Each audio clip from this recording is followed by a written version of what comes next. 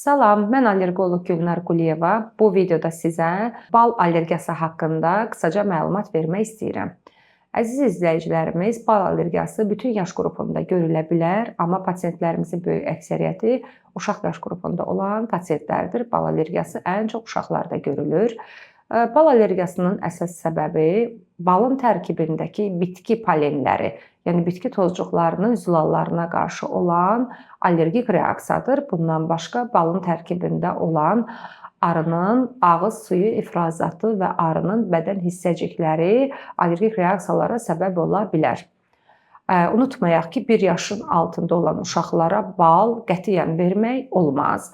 Bunun allergiyaya görə yox, balın tərkibində olan botulizm zəhərlənməsinə görə tibbən 1 yaşın altında uşaqlara bal əks göstərişdir. Bal allergiyası özünü dəridə xırda səpkilərdən tutmuş, həyatı təhlükəli olan anafilaksiya kimi ciddi simptomlara qədər dərin bir allergik reaksiyalarla özünü göstərə bilər. Bal qəbulundan dərhal sonra dəridə qızarma, köpəşmə, qabarma, şişkinlik, dodaqlarda şişkinlik, udqunmanın çətinləşməsi, xırıltılı tənəffüs, boğulma, hava çatışmazlığı, qarın ağrısı, ürək bulanma, qusma, təzyiqin düşməsi, ürək döyüntü, bayılma, kollaptoid vəziyyətlər sadaladığım bu əlamətlərdən hər hansı biri varsa, mütləq allergoloqa müraciət olunmalı və sizin bala qarşı allergiyanızın olub-olmadığı testlər vasitəsilə dəqiqləşdirilməlidir.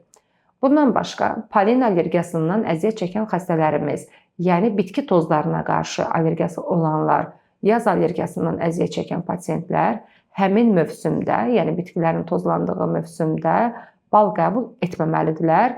Çünki balın tərkibində olan polenlər, bitki tozcuqları immun sistemi qıcıqlandıraraq çarpaz yolla xəstəmizin polen allergiyasına, yəni burunla nəfəs almanın çətinləşməsi, asqırma, sulanma, gözlərdə qaşınma, boğazda qıcıqlanma kimi əlamətləri artıra bilər.